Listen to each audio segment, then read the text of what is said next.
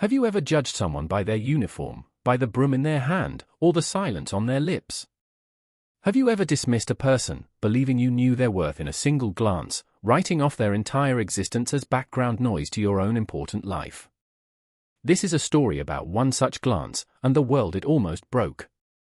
It's a story about the quietest person in the room, and the deafening power of the truth she held inside.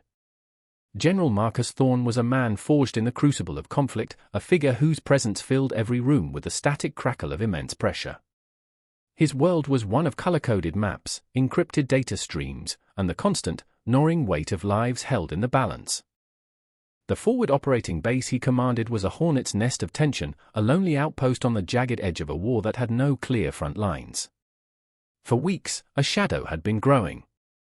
An enemy communications network, codenamed Cerberus, had gone dark, only to be replaced by a new, infinitely more complex encryption that his best analysts couldn't even scratch. Every silent hour that passed was another grain of sand slipping through the hourglass, bringing them closer to an attack they could neither predict nor prevent. The air in the command center was thick with the smell of stale coffee and failure. Thorne prowled the perimeter of the room like a caged panther, his jaw a knot of granite, his eye sweeping over the exhausted faces of his team. They were the best, the brightest, and they were hitting a wall of solid code. In the periphery of this high-stakes world existed Ilara Vance. To General Thorne, and indeed to almost everyone on the base, she was not a name but a function. She was the cleaner. A ghost in a grey jumpsuit who materialized in the quiet hours after midnight to erase the traces of the day's anxieties, the coffee rings, the scuff marks, the dust that settled on screens displaying maps of places she would never see.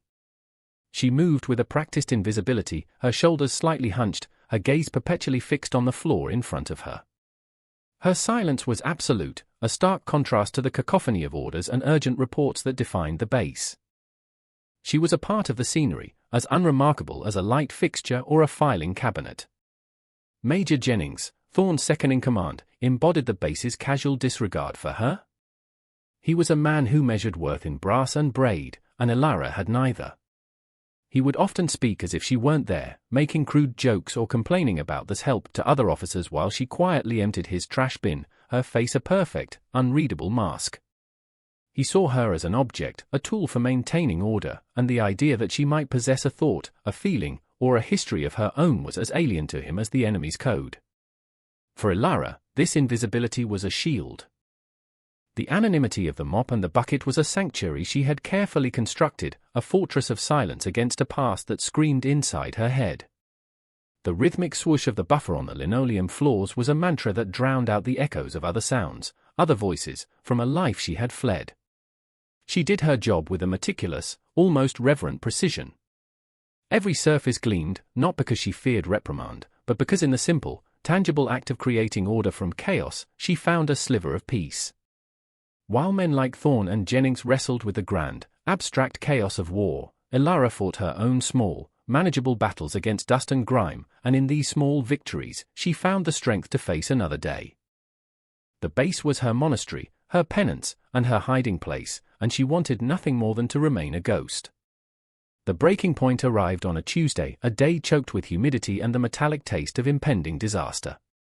A fresh intercept from the Cerberus network had come through, but it was a taunt, not a message. The data stream was a nonsensical loop of cryptographic gibberish, an elegant and infuriating a checkmate from an enemy they couldn't see. General Thorne had been awake for 52 hours, fueled by caffeine and a cold, simmering rage. The veins on his temples pulsed in time with the blinking cursor on the main screen, each blink a mockery of their impotence. He stormed into his private briefing room, a smaller, glass-walled office that overlooked the main command floor, needing a moment to think, to breathe, to not punch the reinforced glass. He didn't notice Ilara, who was inside, quietly polishing the large mahogany desk. She was on the final corner, her movements fluid and economical, a study in unobtrusive efficiency. As Thorne slammed the door, the vibration caused a stack of non-essential logistical reports to shift. One sheet of paper slid off the pile, landing harmlessly on the floor. But in his path, as he paced, was her cleaning cart. He didn't see it until his shin connected hard with its metal frame. A bottle of spray cleaner rattled, and a half-full cup of coffee he'd left on the edge of his desk, a cup she was moments away from clearing, tipped over. A single, dark brown drop landed squarely on a blank memo pad. It was nothing. A meaningless spill on a meaningless piece of paper. But in Thorne's frayed, overstretched mind, it was the final, unbearable straw. The drop of coffee was the personification of his failure, a symbol of the chaos he could not control. He spun around, his eyes wild, and his gaze fell on Elara for the first time, not as a fixture, but as a target. She stood frozen, a polishing cloth in her hand, her eyes wide with alarm. "What in the hell are you doing?" he roared, his voice cracking through the strained silence of the command center outside. The officers on the floor looked up, their work forgotten. "Get your damn cart out of my way. Look at this mess." He pointed a trembling finger at the single drop of coffee, his face contorted in a mask of pure fury. She flinched, her first instinct to apologize, to make herself smaller. But before a sound could escape her lips, he took another step forward, his shadow engulfing her. The pressure of weeks, the lives of his soldiers, the humiliation of being outmaneuvered, it all coalesced into a single, venomous point aimed directly at her. "Can't you do one simple thing right? One thing. We are trying to fight a war in here, and I have to deal with this incompetence. You useless BTCH." The word shot out of him, sharp and brutal, echoing in the sudden, dead silence of the room. Every officer on the command floor heard it. Major Jennings, standing just outside the door, allowed a small, cruel smirk to touch his lips. He watched as Elara stood there, taking the full force of the general's wrath. Her face paled, but her expression was not one of tears or terror. Something else flickered in her eyes, a deep, ancient hurt, a familiar pain that she simply absorbed. She didn't speak. She didn't cry. She simply lowered her head, picked up the fallen paper, placed the coffee cup back on its saucer, and with a quiet dignity that was more deafening than his shout, she pushed her cart out of the room, her footsteps making no sound on the polished floor. She vanished back into the background, leaving the general alone with the ugly echo of his own voice and the single, dark stain on the paper. The general's rage evaporated as quickly as it had erupted, replaced by a cold, clammy feeling that settled in the pit of his stomach. It wasn't guilt, not yet. It was something more akin to the professional shame of a leader losing his composure so completely, so publicly. He could feel the eyes of his subordinates through the glass, their gazes a mixture of fear and pity. He barked an order for everyone to get back to work, his voice still rough, but the fire was gone. He sank into his chair, the adrenaline leaving him shaky and hollow. The image of the cleaner's face, not her fear, but her profound, silent stillness, was seared into his mind. He had expected tears, a stammered apology, perhaps even a flash of anger. He had received none of it. She had simply absorbed the blow and disappeared, as if she were made of smoke. The incident gnawed at him throughout the day. His aide, a young, compassionate lieutenant named Evans, who had witnessed the whole thing, approached him later with a fresh cup of coffee, his expression carefully neutral. "Sir, regarding the cleaning staff schedules," Evans began, his voice gentle. Thorne cut him off with a wave of his hand. "Don't, Lieutenant. Just don't." But the seed had been planted. The woman had a name, a schedule, a place in the vast machinery of the base. She was a person. Later that evening, buried under a mountain of paperwork, Thorne was conducting a mandatory quarterly review of civilian personnel files for security clearance renewals. It was tedious work, a bureaucratic necessity he usually delegated, but today, he did it himself, needing the distraction. He flipped through the digital files, his eyes glazing over names and ID numbers. And then he saw it. Vance, Elara. IDC 734. Cleaner. He almost clicked past it. She was just the cleaner, her clearance level was the lowest possible. But he paused. Her face, a standard, emotionless ID photo, stared back at him from the screen. It was the same woman, yet different. In the photo, her eyes held a spark, a hint of an intelligence that he had never noticed. Curiosity, or perhaps that lingering unease, made him click to open the full file. He expected to see a sparse record. A few previous janitorial jobs, a basic background check. Instead, the screen populated with pages of heavily redacted information. A string of security flags he had never seen on a civilian employee's file appeared at the top. Access to the full, unredacted file was restricted to O6 level and above. He was an O-rate. With a frown, he entered his credentials. The screen blinked, and the black bars vanished. And then, General Marcus Thorne froze. The air left his lungs in a single, silent gasp. His world, which he thought he understood, tilted on its axis. The file in front of him was not that of a cleaner. It was a ghost story. It was the legend of a prodigy whispered about in the highest echelons of the intelligence community. Dr. Ilara Vance.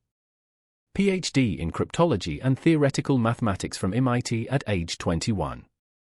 Recruited by the NSA's most secretive division right out of grad school. The file listed a string of commendations, each one more stunning than the last. She was the mind behind Project Chimera, the program that had decrypted the seemingly unbreakable communications of a rogue state a decade ago, an achievement that had averted a full-scale war. They called her the Ghost Key because she could unlock anything. The file read like a work of fiction. It detailed her uncanny ability to see patterns in chaos, to perceive the hidden language within random noise. It spoke of an intuitive leap in her cognitive process that even she couldn't fully explain, a gift that outpaced the most powerful supercomputers. She was a national asset, a weapon more potent than any missile. Thorne scrolled down, his heart pounding against his ribs. And then he reached the final entry, dated 5 years ago. It was a mission report, heavily detailed. Operation Nightfall. Ilara had been the lead cryptanalyst, tasked with providing real-time intelligence to a special forces team on the ground. The report stated that she had raised a concern about the final decrypted message, noting a subtle anomaly in the syntax, a ghost in the machine that felt like a trap. Her superiors, relying on the raw data, overruled her. They called it a hunch, an emotional response. They sent the team in. The mission was a catastrophic failure. The entire team, 12 operators, men she had worked with, men she considered friends, walked into a sophisticated ambush. There were no survivors. The official report exonerated her, placing the blame on a command decision. But a supplementary psychological evaluation told a different story. It described a brilliant mind shattered by guilt and trauma. It quoted her as saying, "They trusted the machine, and the machine was a liar. I heard the truth, but I didn't scream loud enough." Following the incident, Dr. Ilara Vance had resigned. She had refused all offers of reinstatement, all counseling, all contact. She had simply vanished, walking away from a world of accolades and secrets, trading it for a world of mops and bleach. She had chosen to be a ghost of a different kind. Thorne leaned back, the plastic of his chair creaking in the silent office. The ugly words he had screamed at her that morning came rushing back, each one a physical blow. "You useless BTCH." He had hurled that insult at a woman who had saved more lives than he had ever commanded, a woman who had broken under the weight of a burden he could barely comprehend. He saw it all now. The hunched shoulders weren't a sign of subservience, but the physical manifestation of a crushing weight. The downcast eyes weren't out of fear, but to avoid seeing the ghosts that likely haunted her. The silence wasn't emptiness, but a wall built to contain a mind that had once soared to heights he could never reach. He thought of her staring at the strategy boards in the command center. He had seen her do it, pausing her cleaning to gaze at the streams of Cerberus code on the main screen. He had dismissed it as idle curiosity, a simple mind mesmerized by the flashing lights. Now, he saw it for what it was. She wasn't just looking, she was reading. A cold dread, followed by a wild, desperate flicker of hope, washed over him. He was failing. His team was failing. The entire intelligence apparatus was failing. But hidden in plain sight, pushing a broom down his hallways, was the one person on Earth who had a chance of succeeding. The Ghost Key. And he had tried to break her. The general sat in the dark for a long time, the glow of the screen illuminating a face etched with a profound and unfamiliar shame. He was a man of action, of direct orders and clear objectives. This feeling, this complex knot of regret, awe, and dawning responsibility, was foreign territory. He had built his career on his ability to assess people, to see their strengths and weaknesses and deploy them like assets on a chessboard. Yet, he had looked at Elara Vance every day for 6 months and had seen nothing. His own arrogance and prejudice had blinded him. He finally pushed himself up from the chair. The mission was still failing, the clock was still ticking, but something inside him had shifted. The primary objective was no longer just breaking the Cerberus code, it was about trying to mend something he had so carelessly broken. Finding her was easy. Lieutenant Evans, with a single, discreet inquiry, confirmed she was on her late-night shift, currently cleaning the mess hall. Thorne walked through the quiet, echoing corridors of the base, his footsteps loud and intrusive in the stillness. He felt out of place, an intruder in the nocturnal world of the people who kept his base running while he slept. The mess hall was empty, save for her. The lights were dimmed, and the vast room smelled of pine-scented cleaner. Elara was on her hands and knees, meticulously scrubbing a stubborn scuff mark near the kitchen entrance. She didn't hear him approach. He stood there for a moment, watching her. The woman who had debated quantum mechanics with Nobel laureates was now focused with the same intensity on a rubber mark on the floor. "Ms. Vance," he said. His voice was too loud. She flinched, scrambling to her feet, her body instantly assuming its defensive, invisible posture. She wiped her hands on her grey jumpsuit, her eyes fixed on a spot just to the left of his polished boots. "General, sir. I apologize if I am in the way." "No," he said, his voice softer now. "You are not in the way." I am. The apology he had rehearsed in his head felt clumsy and inadequate on his tongue. "What I said to you this morning. In my office. There is no excuse. It was unacceptable. I was under pressure, but that is my burden to bear, not yours to suffer. I am sorry." Elara looked up at him for the first time, her expression wary, guarded. She had heard apologies before, from men in power who needed to clear their conscience. They were usually meaningless. "Thank you, sir," she said, her voice flat, preparing to return to her work. But he didn't leave. "I read your file, Dr. Vance." The name hung in the air between them, a relic from another life. He saw the flicker of panic in her eyes, the shield of her anonymity shattering. "That's not my name anymore," she whispered, her voice barely audible. "I'm just a cleaner." "No," Thorne said, taking a small step closer. "You're not. You're the woman who broke the Chimera cipher. You're the ghost key." From the shadows near the kitchen entrance, Major Jennings emerged. He had been grabbing a late-night snack and had overheard the entire exchange. His face was a mask of disbelief and contempt. "General, what is the meaning of this?" he asked, his tone dripping with insubordination. "Are you harassing the staff?" He looked at Elara with open disgust. "Whatever she told you, sir, I can assure you she's just looking for attention." Jennings saw a cleaner, a low-level woman being given undue attention by the commanding officer. The implications in his mind were sordid and simple. He couldn't conceive of any other reason for the general to be speaking to her like this. Thorne turned to Jennings, and for the first time, the major saw a look on his general's face he had never seen before. It was not anger, but a cold, lethal disappointment. "Major," Thorne said, his voice dangerously quiet. "You are speaking to a civilian consultant. You will afford her the same respect you would afford me, or you will be cleaning latrines with a toothbrush for the rest of your tour. Is that understood?" Jennings's jaw snapped shut. He stared, baffled, from the general to the cleaner, his mind unable to process the command. He saw the grey jumpsuit, the rubber gloves tucked into her belt, and could not reconcile it with the general's words. He gave a stiff, confused nod. Thorne turned his back on him, dismissing him completely, his full attention returning to Elara. "Dr. Vance," he said, his voice now pleading. "I didn't come here just to apologize. I came here to ask for your help." He saw the immediate retreat in her eyes, the familiar terror of being dragged back into the world that had destroyed her. "No," she said, shaking her head, taking a step back. "I can't. I don't do that anymore. I'm not that person. That person is the only one who can stop what's coming, Thorn pressed, his desperation overriding his tact. The Cerberus Network. It's a ghost.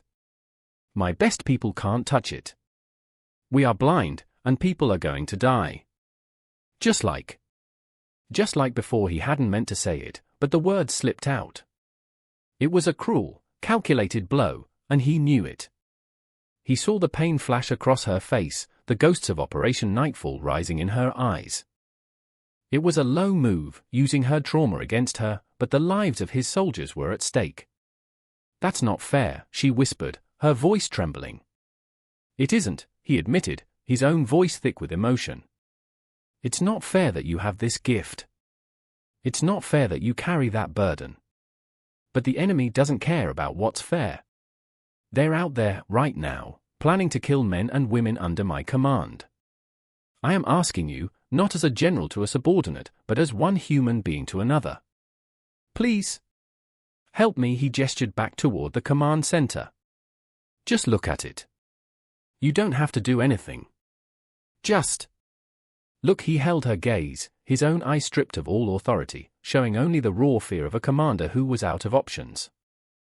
Ilara stood torn, the quiet sanctuary of her new life on one side, and the screaming ghosts of her old one on the other. For 5 years, she had scrubbed floors to silence the voices of the men who had died. Now, this general was telling her the only way to truly honor their memory was to risk hearing them again. The choice was agonizing, a war within herself as fierce as the one brewing outside the base's walls. With a deep, shuddering breath that seemed to pull all the oxygen from the room, Ilara gave a single, almost imperceptible nod. It wasn't a promise of success, but an agreement to try. Thorn felt a wave of relief so profound it almost buckled his knees. He led her out of the mess hall, past a still-stunned Major Jennings, and back toward the glowing heart of the base, the command center. The walk was silent, each footstep echoing the gravity of the moment. When they entered, the low hum of activity ceased. Every analyst, every officer, turned to stare. They saw their formidable general walking in, followed by the cleaner, her grey jumpsuit a stark anomaly in a room of crisp military uniforms. Whispers rippled through the room. It was a surreal, almost unbelievable sight. Thorn ignored them all. He led Ilara to the main console, the massive screen displaying the cascading, impenetrable lines of the Cerberus code. This is it, he said, his voice a low rumble meant only for her. This is what we're up against. The analysts and cryptographers, men and women with advanced degrees and years of experience, watched with a mixture of confusion and resentment. Major Jennings followed them in, his arms crossed, his face a thunderous mask of skepticism. He was certain the general had lost his mind, succumbing to the pressure. Sir, with all due respect, Jennings interjected, his voice loud enough for everyone to hear. This is highly irregular. We have protocols. This is a secure area, and he gestured dismissively at Ilara, does not have the clearance. She has my clearance, Major, Thorn snapped back, his eyes flashing. And her clearance is higher than yours will ever be. Now stand down, or I will have you removed. The threat was real, and Jennings, though seething, fell silent, retreating to the back of the room to watch the farce unfold. Ilara stood before the screen, seemingly oblivious to the dozens of eyes boring into her back. The ghosts she had been running from were right in front of her, not as memories, but as lines of code. The familiar patterns, the rhythm, the syntax of the enemy's digital language, it was all there. Her past was rushing back, and with it, the suffocating fear of failure. Her hands trembled slightly. She could feel the weight of every life that now rested on her shoulders. She remembered the faces of the soldiers from Operation Nightfall, their laughter in the briefing room before they left. She remembered the silence on the comms when the trap was sprung. But then, she looked at the faces of the young analysts around her, their expressions a mixture of exhaustion and desperation. They were children, thrust into a position of impossible responsibility, just as she had been. She saw General Thorn, a man who had humbled himself, a leader willing to shatter protocol and risk his own career on a ghost. Something inside her, a part of her she thought had died 5 years ago, began to stir. The fear was still there, a cold knot in her stomach, but it was now joined by something else, a fierce, protective resolve. She had run for long enough. Elara took a step forward, and in that single movement, a transformation occurred. The hunched, hesitant cleaner vanished. Her spine straightened. She lifted her chin, and her eyes, once downcast and vacant, now burned with an almost terrifying intensity. They scanned the wall of code, not as a jumble of symbols, but as a flowing narrative. It was a language she understood better than English. "The base encryption is wrong," she said, her voice clear and steady, cutting through the silence of the room. It was the first time most people in the room had ever heard her speak more than a single word. A senior analyst, a captain who had been working on the problem for weeks, scoffed. That's a standard XOR cipher with a quantum key distribution. It's unbreakable." Elara didn't even look at him. Her fingers found a keyboard, moving with a speed and certainty that was mesmerizing.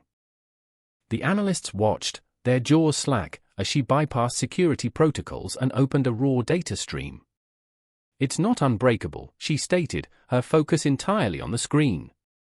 "It's a misdirection. A beautiful one, but a misdirection nonetheless. You're trying to pick a lock, but the door was never locked. It's a logic gate. He's playing with you." She spoke of the enemy coder as if he were an old friend, an intellectual rival in a game only they understood. "He's using a nested decoy algorithm. See?" She highlighted a section of code. "This string here. It repeats every 3,137 characters. A prime number. That's his signature. It's meant to look like a flaw, a loose thread for you to pull. But when you pull it, it tightens the knot somewhere else. You've been strengthening his encryption every time you've tried to attack it." A wave of murmurs swept through the room. The senior analyst stared at the screen, his face pale as he realized she was right. They had been chasing their tails for weeks, led on by a master craftsman. Elara's fingers flew, typing commands that were a blur. She wasn't just analyzing, she was dancing with the code, anticipating its moves, countering its feints. She closed her eyes for a moment, not looking at the screen, her head tilted as if listening to music. "He's arrogant," she whispered. "That's how we beat him. He hid the key in plain sight, in the one place no one would ever think to look." She brought up the nonsensical loop of gibberish they had received that morning, the one they had dismissed as a taunt. "You looked at this as a message. It's not. It's the key itself. The error patterns, the so-called data corruption. That's it. It's a key disguised as noise." She wrote a new decryption script from scratch, her code flowing onto the screen in elegant, perfect lines. The room was utterly silent, the only sound the soft clicking of the keys. General Thorne watched, his expression one of pure awe. He wasn't watching a cleaner. He was watching a virtuoso, a master at the peak of her craft. He had yelled at a genius. He had handed a mop to a Michelangelo. The weight of his own foolishness was crushing, but it was overshadowed by the breathtaking spectacle of her brilliance. The script Elara wrote was a thing of beauty, a lean, aggressive piece of code designed not to break the encryption, but to trick it into unlocking itself. She was using the enemy coder's own arrogance and complexity against him. As she prepared to run it, she paused, her hand hovering over the enter key. She looked at General Thorne, her eyes holding his for a long moment. It was a silent question. "Do you trust me?"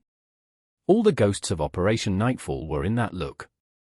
The memory of being overruled, of having her intuition dismissed as a hunch. Thorne understood. He saw the 12 dead soldiers reflected in her eyes. He walked to her side, his presence a solid wall of support. "I trust you, Doctor," he said, his voice firm, loud enough for the entire room to hear. "Run it." With that validation, she pressed the key. For a heart-stopping moment, nothing happened.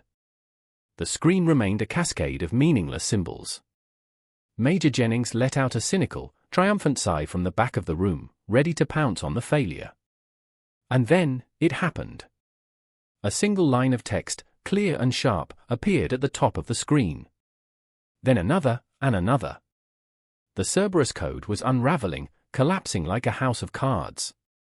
The room erupted in gasps and frantic activity as the analysts scrambled to process the decrypted data. But Ilara wasn't finished.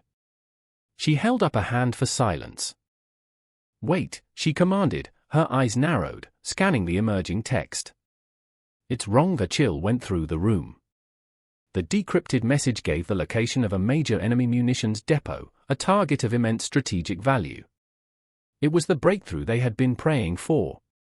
"It's too easy," she said, her voice low and urgent. "It's what he wants us to see." This is the second layer of the trap. Her mind was moving at a speed no one else could follow. She pointed to the decrypted text. "The syntax is too clean. The grammar is perfect. It's machine translated. But the ghost, the human element I felt in his code, it's not here. This is a fabrication." Ignoring the frantic preparations for a strike mission, she dove back into the raw data, cross-referencing the decrypted message with the noise from the original key. "There," she whispered, her finger tracing a faint pattern on a secondary screen. "The real message isn't in the words. It's in the timestamps of the data packets.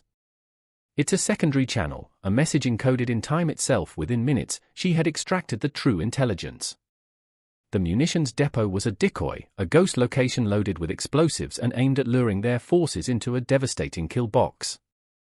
The real target of the enemy's impending attack was a civilian medical facility in a nearby town, a soft target that would cause maximum chaos and loss of innocent life. The attack was scheduled to begin in less than an hour. The blood drained from Thorne's face. Ilara had not only broken an unbreakable code, she had uncovered a lie within the truth, averting a military disaster and a humanitarian crisis in a single stroke of brilliance.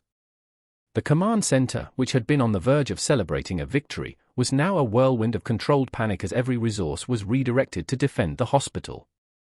Thorne looked at Ilara, who was leaning against the console, looking drained but alive, truly alive, for the first time in years.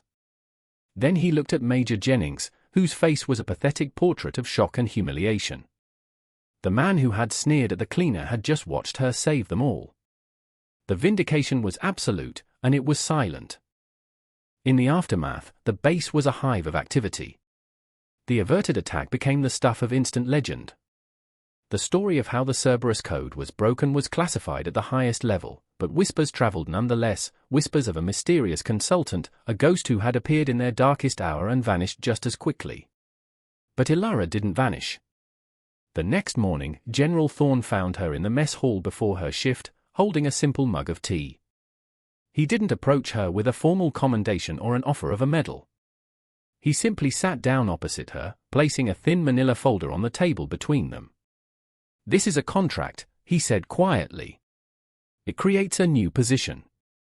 Chief Civilian Analyst and Special Advisor to Command. It comes with quarters, a salary commensurate with your expertise, and the highest security clearance I can grant. It's your decision, of course. You can tear it up and walk away. No one will ever bother you again. Your file will be sealed permanently." Ilara looked at the folder, then at her own hands, calloused from years of scrubbing. She thought of the thrill of the chase, the intellectual dance of the previous night. She had felt a part of herself awaken, a part she had tried to kill. The ghosts were still there, but they weren't screaming anymore. They were quiet, as if in respectful awe. "Why?" she asked, her voice soft. "After what I said to you," Thorne replied, his gaze unwavering, filled with a humility she never thought possible in a man like him. "After how I treated you. How we all treated you. It's because I need to be reminded every single day that the most important person on this base might be the one I don't even see. It's not just about your mind, Doctor. It's about your character. You had every reason to let us fail. You didn't. You're a better soldier than any of us." She slowly reached out and pulled the folder toward her. She didn't open it. She just nodded. Later that day, General Thorne held a mandatory assembly for the entire command staff. Major Jennings stood in the front row, his posture rigid, his face pale. Thorne stood at the podium and looked out at the sea of faces. "Yesterday," he began, his voice ringing with authority, "this command was saved from a catastrophic failure. And it was not saved by our satellites, our algorithms, or our most decorated officers. It was saved by a quiet act of brilliance from a person who has been among us, largely unseen. He didn't name Ilara, protecting the privacy she so valued. I myself made a grave error in judgment. I confused a person's role with their worth. I looked at a uniform and I saw the whole person. I was wrong. Rank is a measure of responsibility, not a measure of value. The person who scrubs the floors in this command center is as vital to our mission as the pilot who flies the jet. We are a chain, and we are only as strong as our most overlooked link. Let my mistake be a lesson to all of you. Open your eyes. See the people around you. Respect is not a privilege to be earned, it is a right to be given. He looked directly at Major Jennings, whose eyes fell to the floor in shame. The message was clear. The culture of the base had a new mandate, starting from the very top. Ilara never wore a uniform, but she became the most respected mind on the base, a quiet, formidable presence in every important briefing. She had found a way to use her gift not to run from her past, but to honor it, ensuring that no more lives would be lost to a message unheard. So the next time you see someone who seems invisible, the janitor in your office, the cashier at the store, the quiet person in the back of the room, remember Ilara Vance. Remember that a person's value is not written on their name tag or defined by the task at hand, but in the heart that beats beneath it and the mind that works behind their eyes. The greatest strength, the most profound genius, is often found in the quietest corners, waiting for just one person to be willing to see. Share this story if you believe everyone deserves to be seen for who they truly are. Remind someone today that they are more than their job. What hidden talents are you overlooking in the people around you? What genius have you dismissed at a single glance?